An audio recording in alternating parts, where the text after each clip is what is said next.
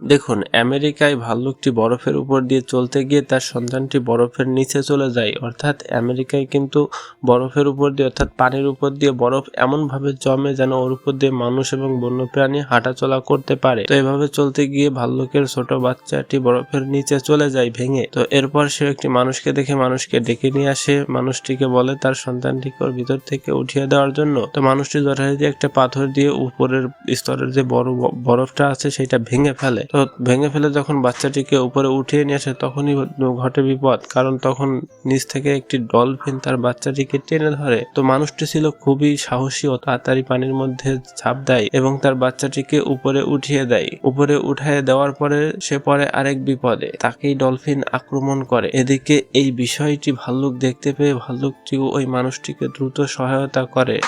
এভাবেই একসাথে ভাল্লুক এবং মানুষটি বেঁচে যায়। এই ছবিটার জন্য লাইক, সাবস্ক্রাইব।